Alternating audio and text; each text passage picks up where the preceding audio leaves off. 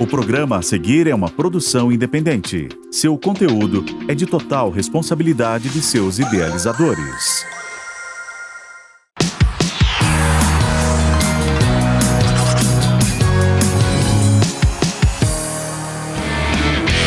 PixBet, vale a pena se jogar, pode apostar.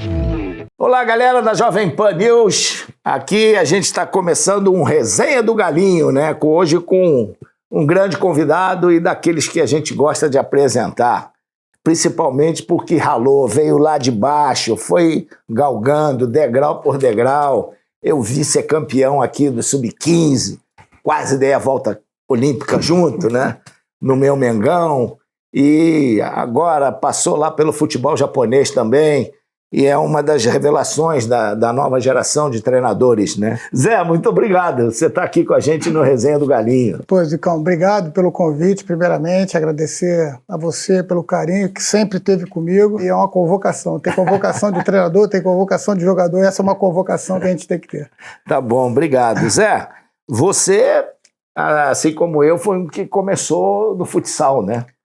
E eu queria que você falasse um pouco desse teu início e também que o futsal traz de coisa boa para os jogadores, porque hoje a maioria, hoje é quase que um percentual lá em cima, né? É verdade, eu comecei a jogar bem cedo, né, no falecido Vila Isabel, lá... Então, não é pouca não, grande clube, tradicionalíssimo, infelizmente terminou, acabou com as atividades. Você chegou a ver aquela geração do Adilson, Serginho? Eu era novinho, eu vi eles terminando, finalizando a carreira, realmente grandes jogadores que fizeram parte da seleção carioca e brasileira de futsal, né, futebol de salão.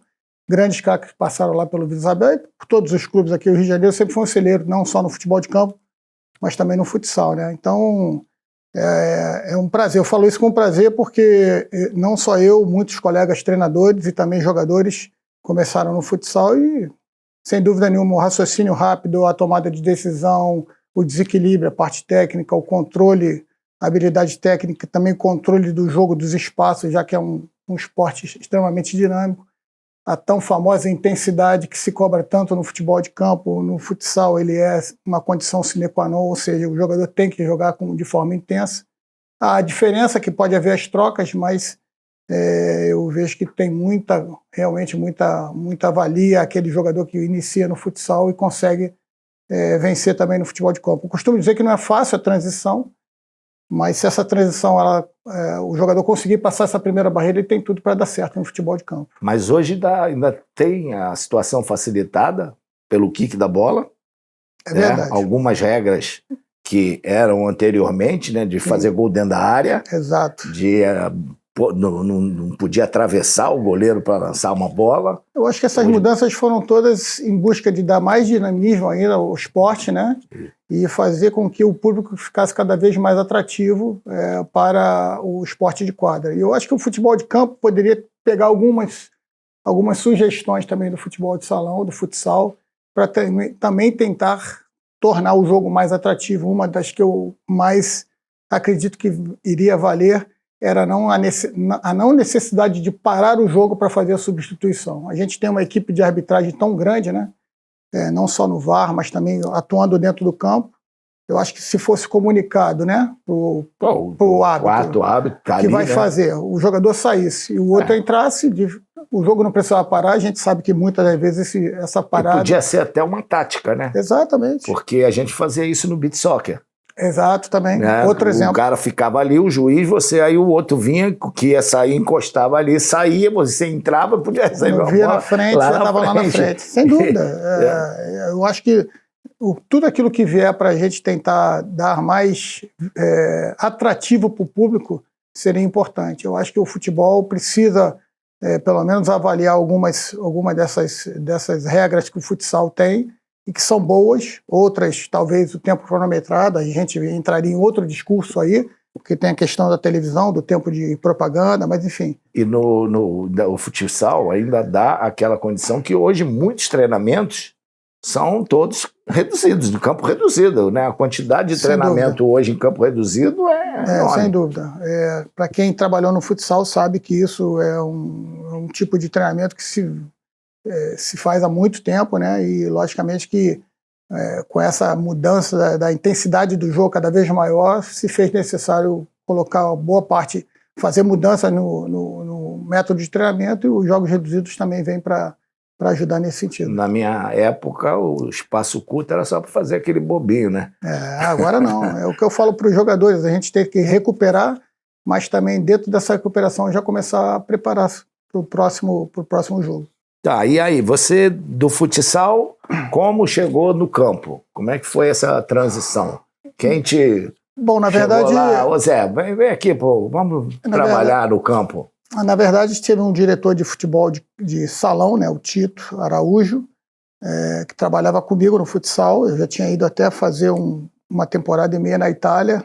Tinha certeza que lugar da Itália? Ascoli. Onde jogou Casagrande, Juari. Lá era brabo, era bom. Na minha época, aquele time de lá era bravo. Não, e do lado do estádio tem um bar, né, que tem a camisa do Dirceu, Juari, do Casagrande, jogou lá. Era realmente um time forte, né? Então, esse diretor, quando ele vai para o futebol de campo, nas 3 menores categorias, né, ele me chama e fala, acho que você leva jeito para trabalhar com a garotada mais nova, vem fazer aqui 6 meses comigo. Então, eu fiquei 6 meses fazendo futsal, futebol de campo, né, na categoria pré-mirim, na primeira categoria realmente, de 12 anos. E ao final desse ano, o treinador da categoria mirim subiu e ele me convidou, a gente começou ali a trabalhar. Então, eu fiz toda realmente a carreira, né? Desde o futsal do Flamengo até começar do pré-mirim, mirim, infantil. E chegou a fazer o curso lá na Itália, naquele curso lá de Coverciano? Não, eu tentei, me inscrevi, mas realmente as vagas eram muito poucas e eu tinha que ter alguns critérios de estar mais tempo no país para poder ter direito a fazer o curso. Aí depois você foi lá para o primeiro time mesmo aqui no Brasil, no Rio, foi o Audax. Na categoria de base eu trabalhei com Sendas Audax, né? Um projeto muito bem elaborado pelo Brunoro, pelo Arthur Sendas. O projeto do Rio de Janeiro revelou grandes atletas, revelou Bruno Guimarães, revelou Samir, revelou Rafael Dumas, Vitinho. Isso num projeto que durou... Rafael Dumas esteve comigo lá na Índia. Exatamente, zagueiro canhoto. Então, assim... E o Bruno Guimarães, antes de ir para lá... Guimarães esteve aqui no CFZ, daqui da escolinha, passou das categorias menores e depois foi para lá. Foi para lá. Então a gente conseguiu ter um nicho muito bom. Tem outros atletas aqui agora, Antônio Carlos, zagueiro, enfim, são realmente nomes que fizeram o projeto crescer muito, mas infelizmente por uma questão administrativa, empresarial, acabou o projeto acabando, mas deixou aí bastante coisa boa, positiva. Tua parte lá do Audax tem a ver com Arthur Sendas, de você ter ido pro Vasco lá? Arthur Sendas era um grande vascaíno, sem dúvida, mas na verdade foi um convite feito diretamente do falecido presidente Miranda, e também com Anderson Barros, que era o diretor de futebol na época. Também foi do Flamengo, que também foi do Flamengo. Já me conhecia do futsal e a gente acabou nos reencontrando no meio de 2017 lá no Vasco. Algum conhecido desses jogadores aí que você jogou lá no futsal do Vasco? 92, 93, 94, eu já fui treinador lá do futsal e lá eu peguei o Pedrinho, o Felipe. Aquela dupla, né?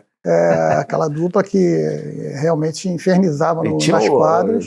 O Vander também estava ou não? O Vander não é da minha época, mas também cria lá do clube, né? Então, assim, o futsal, se a gente for mexer aqui na história do futsal e no contributo que ele deu para o futebol de campo, ele é muito grande e vai continuar sendo, né? Porque hoje em dia as principais equipes têm o futsal como uma das principais fontes captadoras de talento, já que a gente sabe que é mais difícil ter pelada de rua, aqueles campos hoje acabou, que tinham, né? Que tinha até o campo pessoal... de várzea, é difícil. Então, os atletas realmente canalizam para se não for a escolinha do clube, para o futsal. E a partir dali, os olheiros, os captadores fazem parcerias. Até dá dificuldade para as próprias peneiras, né? Que todos os clubes ficavam olhando as peneiras, jogadores, os moleques, aqueles campeonatos que tinham, os festivais que tinham de final de semana, né? Zona Norte, então, era campo, muito jogador. Muito jogador campo. Então vamos agora lá pro nosso Mengão. Vamos.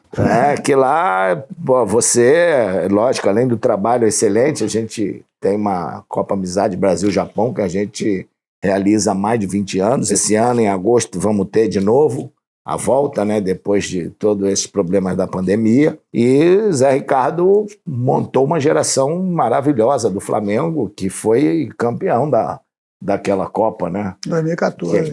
Que tava, todo mundo, tinham 5 no Japão lá jogando. É verdade, é verdade. Eu chego no Flamengo, a gente está com muita dificuldade, né? Porque o clube enfrentava muita questão financeira muito apertada, mas eu vejo um movimento já antes mesmo do Eduardo Bandeira de Mello, que foi o presidente que realmente deu esse boom no Flamengo na primeira gestão e principalmente na segunda, mas na gestão da Patrícia Amorim a gente já tem um movimento para as categorias de base. Eu fui para lá em 2010. 2010. E o Noval estava assim naquele negócio de sem saber o que estava lá, porque o CT estava entregue. É verdade. Você não tinha lugar nem para mudar de roupa, comissão técnica. Exatamente, uma casa ali na frente e um container. Exatamente. Aí eu tinha um profissional só que tinha um vestiário. Exato, de madeira. E aí eu fui lá e peguei a chave com o Isaías e eu falei, a base vai treinar, vai poder trocar de roupa pelo menos a comissão técnica. Olha e só. Peguei o Noval e falei, Noval, você vai ser o gerente geral da base. Fiz um organograma para ele e você tá aqui, ó. Tudo é com você. Eu vou cobrar de você. Porque Maravilha. ele é um cara que eu conheci, eu trabalhei muito com o pai dele. O pai dele, né? Então, quando você chegou, pelo menos tinha uma pequena organização. Não, Galo, na verdade, você deu a função para uma pessoa que você sabia que ia dar conta do recado. E realmente a gente tinha a certeza lá atrás que a hora que o Flamengo tivesse essa organização, que se tornaria praticamente uma potência, como sempre foi, mas imbatível, né? Você ficou quantos anos na base? 16 anos. 16 anos. Contando com o futebol de salão. Não, do Flamengo. Do Flamengo, 14 anos, contando entre futsal e futebol de campo. 14 Mas anos. esse período assim dali de juvenil até a transição então, profissional? 2005 até 2010. Até da sub-15. E depois eu voltei 12 a 14. Foram 7 anos. 7 anos, né? Ganhou a Copa Amizade, ganhou o título, mas Carioca, aí a Copa de São Paulo. Copa né? São Paulo. Que Talvez tinha... a principal competição. Hoje em dia se tornou a principal, né? É porque janeiro não tem calendário, né? Tá todo mundo de férias, então a visibilidade do torneio é muito grande. O Brasil para, né? Mais de 100, ver, né? 100 equipes, né? Inclusive equipes de fora. Então foi assim, certamente um dos momentos mais marcantes da minha carreira foi aquela conquista. Eu acompanhei bem. É verdade.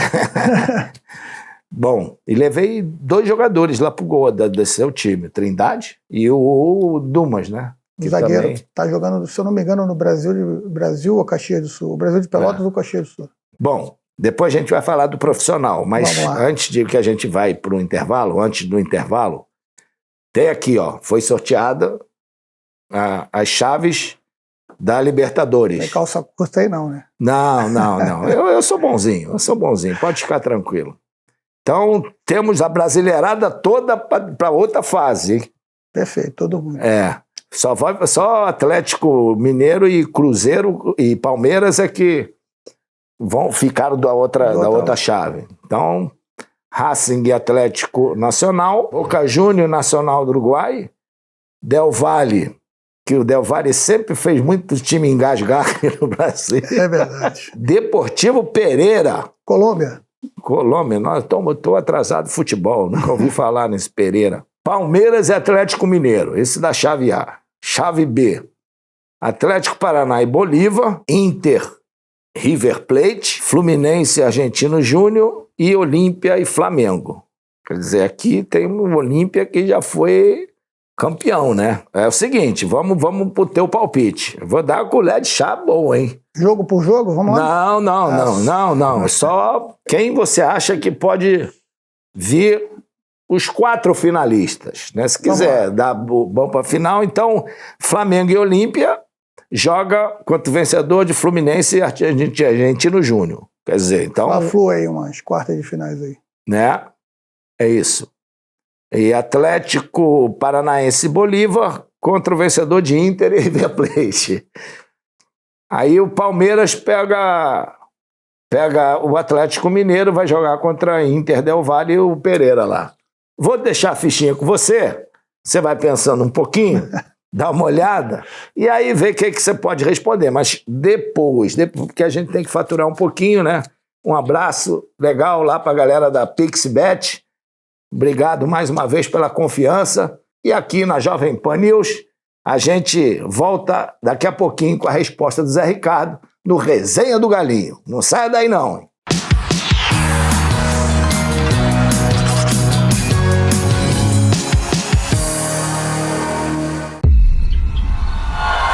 Brasileiro já nasce sabendo torcer. Aliás, se torcida ganhasse troféu, todo jogo tinha volta olímpica. A gente gosta de torcer. Tem quem use sempre a mesma camisa e tem quem não para de reclamar. O importante é torcer. Seja qual for sua torcida, a PixBet foi feita pra você, que sabe que sua torcida faz o jogo acontecer.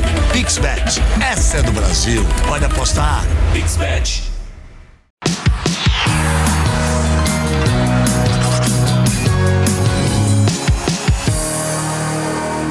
Aqui de volta na Jovem Pan News com o Resenha do Galinho, entrevistando esse grande treinador, Zé Ricardo, que me dá mais o prazer de poder bater um papo, trocar ideias e não botei ele em furada não, viu? Eu dei uma colherzinha, pô, vai escolher 4 entre 5 brasileiros só, pô, já viu aí?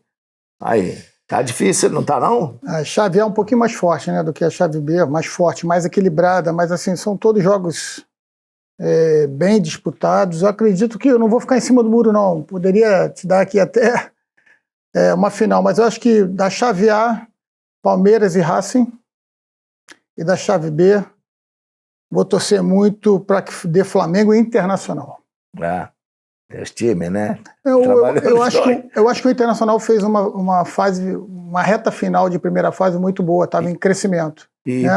tá fazendo umas contratações. Sim, exatamente. Boas aí, né? Muito forte. O River Plate, a gente já viu anos anteriores, apesar de ser muito forte, recuperou bem, quase não classifica, mas recuperou bem. Vai pegar uma chave difícil também, se passar Atlético Paranaense e Bolívia, mas eu acredito que o Inter consiga passar. Flamengo, Olímpia, Fluminense, Argentino Júnior, acho que dá Fla-Flu nas quartas e são esses 4. Palmeiras e Racing, do lado A, do lado B, Flamengo e Internacional. Boca Júnior não...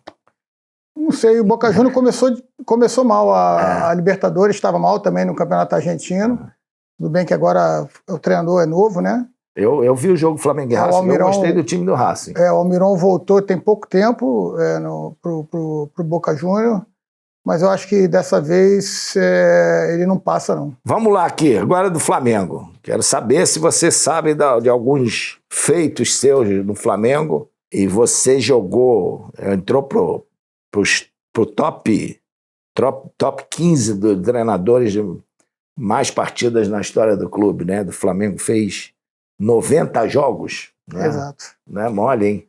Nossa, e é uma alegria muito grande, porque eu acho que para todo profissional, né, que começa uma categoria de base de um clube, consegue chegar ao profissional e fazer essa quantidade de jogos, ser campeão, disputar uma Libertadores, e eu sendo morador de Vila Isabel, ali, vivendo ali embaixo do Maracanã praticamente, conquistar um título carioca invicto no Maracanã, é uma realização profissional muito grande e, assim, eu tenho muito orgulho de ter participado desse momento do Flamengo, que era um momento de reconstrução do clube, ter passado por um momento lá de baixo, que o Flamengo tinha muitas dificuldades como instituição e depois ver toda a transformação e até hoje essa transformação ocorrendo é motivo de orgulho. Bom para um profissional trabalhar no lugar que está hoje, né? Não tenho dúvida, não tem dúvida. Hoje enfim...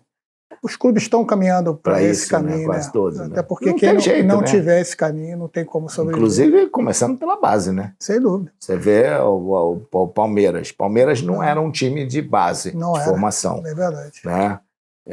Não tinha nem CT. Hoje tem o CT, ganha todas a base. E né? o tratamento, a estrutura que é dada aos meninos é praticamente igual. Então o cara já sobe, né? Quantos jogadores eles têm revelado Sem aí? Dúvida. Né? Faturamento em relação a isso. São Paulo tem uma das melhores bases de Coutinho, né? Aí Flamengo quantidade fez aquele timaço Sem dúvida. de 2019, né? Graças à venda de quê? Paquetá, Vinícius Júnior. Entendeu? As E maiores tem tantos vendas, outros, né? As maiores vendas foram ele, mas tiveram ele. vendas menores. Quando foram 8 vendas, craque o Flamengo faz em casa. Aí colocaram a última frase, né? E vende. E vende, Mas ele é o nosso campeão mundial. Para ganhar. Daquele time mundial, eu sempre gosto de frisar isso. Dos 16 que foram ao Japão, nós tínhamos 17 que o Anselmo não podia jogar. Certo. Mas dos 17 que foram ao Japão, você podia fazer um time 11 de jogadores da base. Sensacional, né? Então, e não tinha CT, né? Olha só. A gente treinava na terra, lá no Campo 2, lá. Depois fez a mesma coisa no Vasco, levando o time para a Libertadores, né? Teve um período do Vasco que o segundo teve mais dificuldade, mas o primeiro foi... Sim, foi minha segunda Libertadores, mas a chegada no Vasco foi... Confesso, para mim foi uma surpresa, né? Porque tinha uma semana que tinha saído do Flamengo, maior rivalidade aqui do estado, sem dúvida, a maior do Brasil, e receber o convite do Vasco, ao mesmo tempo que me deixou assustado, por que não dizer, mas também me deixou muito honrado, né? Aí você passou também pelo Botafogo, né? Sim. Outro grande aqui do Rio de Janeiro e do Brasil, e que agora começa a despontar. Perfeito. Em relação ao Campeonato Brasileiro, né? E aí, em relação ao Botafogo da tua passagem, o Botafogo é um time que está 100% no campo sintético, tá? Você é um treinador. A gente começa a questionar o Sampaoli e dizer que seria melhor botar o Maracanã em campo sintético. Palmeiras, que está ganhando tudo aí, está no campo sintético. O Atlético Paranaense, depois que botou o campo sintético, teve um crescimento muito grande. Não é que eles não saibam jogar no outro campo, vão ganhar também na grama. Sim. Mas o mundo do futebol não é uma grama sintética. A Holanda agora proibiu 100% sintético, e lá sempre teve bons campos. Você trabalhou no Japão, campos maravilhosos. Premier League, campos maravilhosos. Aqui realmente está um problema. A quantidade de jogos, Maracanã não anda bem, Mineirão não anda bem, a Fonte Nova não anda bem, o do Grêmio não anda bem. Veio os jogadores todos reclamando. Então, por isso, cresce essa coisa do campo sintético. Eu queria ouvir de você, né, que treina e tal, qual a sua opinião sobre a questão do campo sintético? Eu acho que o meu ideal, Zico, era o meu ideal, né? Seria todos os campos de grama natural. Eu acho que se a gente quer uma liga forte, né, como parece que vai acontecer, uma liga no futuro breve aqui no Brasil, eu acho que o princípio da equidade é aquilo que deve pautar, né? A gente vê em outro problema que você citou aí, que é a qualidade dos gramados, né? É inadmissível a gente ver estádios, como você citou, Fonte Nova, Mineirão, Maracanã, com a qualidade do gramado, que não oferece condição ao jogador de desempenhar um melhor futebol. O espetáculo perde qualidade verdadeiramente. Como você falou, no Japão é uma coisa absurda a qualidade dos gramados, e você vê que já é um futebol veloz, fica mais veloz ainda e mais atrativo ainda, mais intenso ainda pela velocidade que o campo oferece ao jogador. E aí você, como técnico também, a gente sabe, não podia deixar de falar com você sobre isso, a questão da seleção brasileira, né? Quer dizer, a CBF exigiu o curso de todo mundo passar para ser a UEFA, a FIFA, tem que ter um curso para ser aprovado. Você falou da licença Pro, né? Sim. Aí vem a seleção brasileira e me traz um treinador estrangeiro. Tá? Nada contra os treinadores estrangeiros. Fui lançado por um estrangeiro no Brasil, então seria leviano se falasse que fosse contra treinador estrangeiro. Então, Zico, você falou com muita propriedade.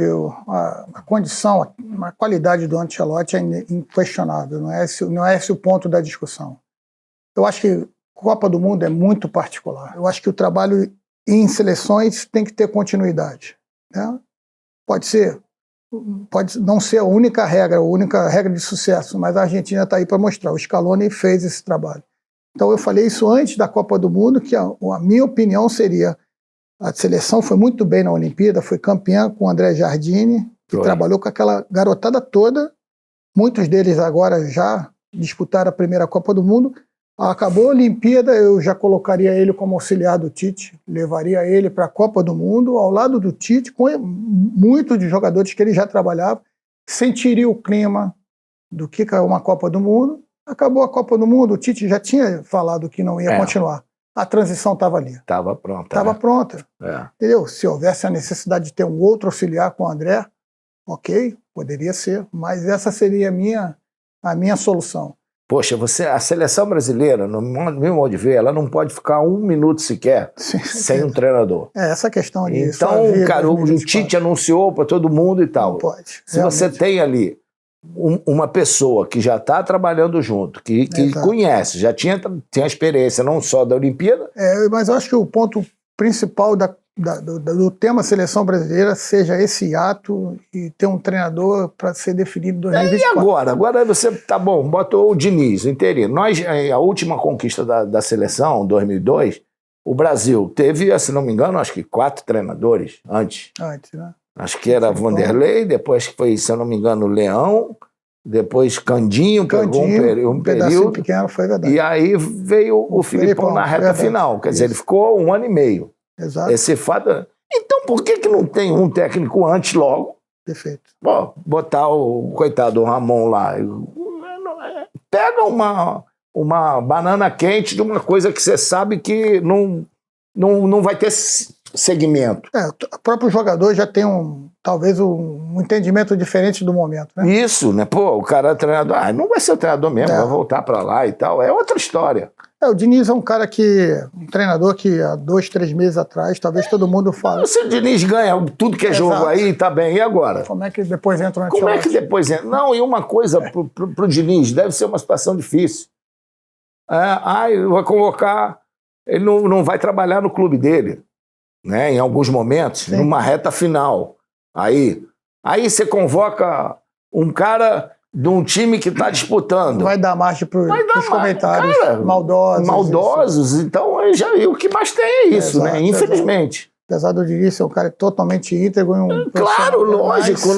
Isso aí a gente não tem a menor dúvida, né? Não tem a menor dúvida. O Diniz é um cara espetacular e um cara que tem uma filosofia de jogo dele lá e vai em frente, né? Eu acho que ficou uma situação, no mínimo, complicada para que a gente possa entender quais serão os próximos passos da seleção brasileira. Às vezes a gente precisa também de um plano B, né? Eu vou dizer, não é uma coisa... O time de 80 já fazia isso, né? Sair jogando ali, bom, você dá a bola pro Leandro, pro Júnior, você sabe... Aí a gente está falando de outro patamar, né? Então é um tipo de jogo que o Brasil está acostumado a fazer. Sem dúvida. Você lembra? Teve Luiz Pereira, teve quantas seleções? Marinho, com a seleção, Nilton Santos, aquela turma toda, ainda... Cara... Quantas seleções pelo mundo se inspiraram nas seleções brasileiras, né? Exatamente. Então hoje o que eu vejo é a seleção brasileira... Nego entra contra a seleção como se fosse uma seleção qualquer. Não vejo esse respeito, né? De olhar para o outro lado, vamos pedir autógrafo. Né? Os caras entravam querendo tirar foto com você depois do jogo. Você sabe muito bem disso, né, galera? Não é mole não, mas tudo bem. Zé, pelo amor de Deus. A gente fica muito feliz. Né? A resenha do Galinho, adora... Bons convidados. Tem aqui a nossa camisa do Resenha do Galinho, tá? Para você, a caneca também depois você pode levar. E obrigado. Por último, queria que você falasse um pouco da sua experiência lá no Japão, pô. Um tempo de muito aprendizado cultural, esportivo. Tenho certeza que na ótica esportiva, hoje eu sou um treinador melhor preparado por viver essa experiência no Japão. Queria publicamente agradecer quando eu tive lá. Quando eu tive para chegar lá, vim conversar contigo, toda a condição que você me deu de chegar no país, são Você realmente, o teu nome é onde a gente fala no Japão de Zico, as pessoas realmente param para escutar, param para falar, param para aplaudir. Então, discussão lá é fogo. É verdade. Mas foi uma experiência muito boa. Acredito que o clube passa por um momento de reconstrução. Aquilo que foi pedido de colocar jovens para jogar, mudar um pouco o estilo do jogo da equipe, que era uma equipe que jogava um futebol um pouco mais reativo, mais tradicional. Queria te agradecer muito pelo convite aqui, porque é uma honra. Eu, como um amante do futebol, ali vivendo ao lado do Maracanã, eu lembro de você começando e quantas alegrias você deu pra gente, pro povo brasileiro. Eu estou emocionado aqui falando isso, porque... Obrigado, Zé. Um prazer. Realmente foi um prazer muito grande. É isso aí, galera. Até o próximo Resenha do Galinho, aqui na Jovem Pan News.